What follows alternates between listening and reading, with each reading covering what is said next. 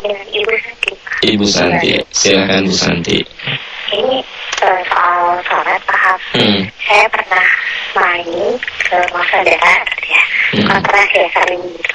Dan saya tahu dia punya anak kecil dan kalau saya pipis itu di mana-mana gitu, paham. Nah, bekas pipisnya itu nggak langsung dilap, didiamkan dulu mengering baru dilap gitu. Ya, dan aktivitas sendiri gitu, paham. Nah, datang waktu sholat, saya jadi ragu-ragu gitu, mau sholat di situ. Sampai akhirnya batas waktunya sudah mepet gitu. Saya pulang dan saya sholat di rumah. Itu gimana ya?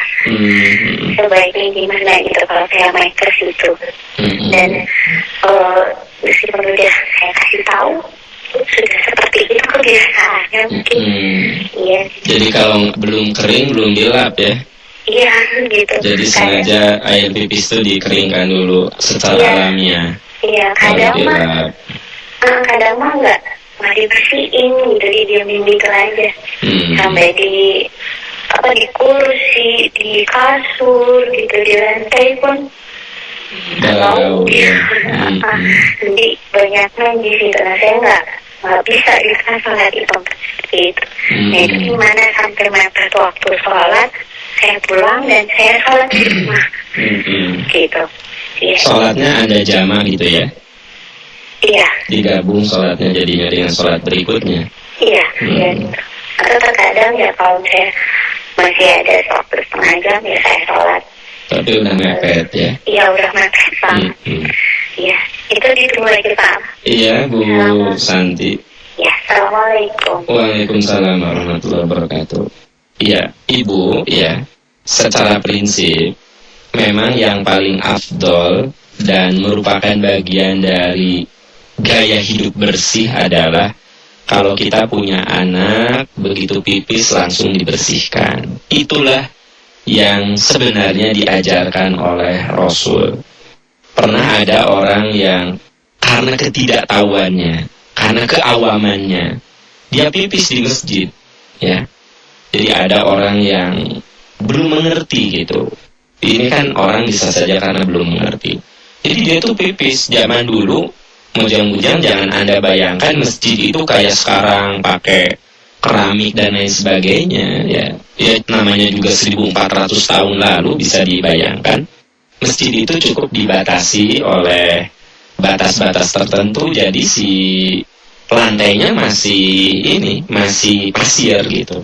Belum ada tikar, belum ada keramik, ya, masih pasir begitu saja. Nah, ada orang yang dia tuh pipis di ujung masjid. Sahabat-sahabat marah gitu. Kata Rasul, jangan marah. Dia melakukan itu karena nggak tahu. Dia selesaikan dulu pipisnya, gitu. Selesai orang itu kencing, lalu Rasul berkata kepada para sahabat, bersihkanlah oleh kalian dengan cara menuangkan air di bekas pipisnya. Kan dia pipis di lantai yang masih pasir kan. Nah, tidak perlu pasirnya digali, enggak. Cukup kata Nabi, tuangkan air di atas bekas pipisnya. Jadi ini isyarat bahwa sebaiknya kalau kita punya anak yang masih pipis di mana aja, maka begitu pipis langsung bersihkan. Seperti halnya Rasul langsung menyuruh membersihkan bekas pipis orang yang karena tidak mengerti itu. Nah, setelah si orang itu pipis lalu dibersihkan oleh sahabat lain dengan cara menuangkan air di atas bekas pipisnya itu, di pasir itu, lalu Rasul mengatakan bahwa sesungguhnya masjid itu tempat sholat, masjid itu harus bersih. Kamu kalau pipis jangan di masjid, kamu di tempat yang jauh dari masjid. Jadi oleh Rasul diberi tahu, karena Rasul yakin bahwa orang itu pipis di masjid bukan karena menistakan atau menghinakan, tapi karena ketidaktahuan gitu loh. Nah, pelajaran yang bisa kita ambil dari sini bahwa yang paling bagus ketika ada pipis itu langsung dibersihkan, ya. Nah, persoalannya ada orang yang belum paham tentang ajaran Islam. Ngakunya sih Islam, ya. Dijilbab kemana-mana jilbab nanti mau badak dia yang gede yang menutupi seluruh badan, tetapi nggak ngerti bahwa yang namanya Islam bukan hanya ngajarin jilbab. Yang namanya Islam mengajarkan kebersihan, mengajarkan kecantikan, mengajarkan keindahan, mengajarkan sesuatu yang harum gitu. Rasulullah itu terlihat bersih, tercium harum. Jadi Rasul itu kalau lewat terasa harum, terkesan bersih gitu. Itu Rasul, tampilan Rasul kayak begitu. Terkesan bersih, rapi, harum. Itulah ya yang ditampilkan oleh Rasul dalam kehidupannya. Termasuk di rumahnya. Rumah Rasul nggak mewah, nggak bagus, biasa-biasa saja, tapi bersih, rapi. Itu rumah Rasul, gitu kan? Nah, pakaian Rasul nggak mahal-mahal. Rasul itu bersih, harum. Itu Rasul. Nah, itulah teladan kita. Nah, umat Islam ada yang rajin ke pengajian, kerudungnya udah relatif sempurna, tetapi itu anak kencing dibiarin aja lah, rudet, kewe, antep, nah gitu, itu kurang Islami. Jadi yang harus kita lakukan adalah segera membersihkan. Pertanyaannya, gimana kalau kita ada di tempat orang jorok kayak tadi Ibu ceritakan?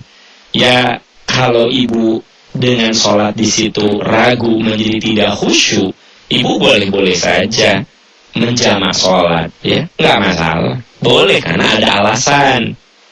Selama ada alasan, menjamak itu kan boleh. Atau Ibu terpaksa mengakhirkan sholat, gitu.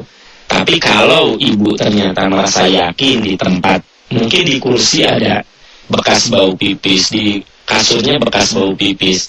Nah, tapi Ibu pinjam sajadah, gitu ya, dan Ibu sholat di sajadah itu, kemungkinan besar sih kalau sajadahnya nggak akan bau pipis ya.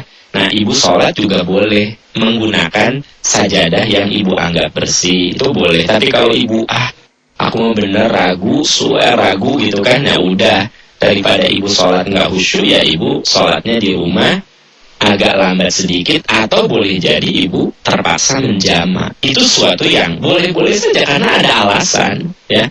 Alasannya cukup logis gitu. Wallahu a'lam bishawab.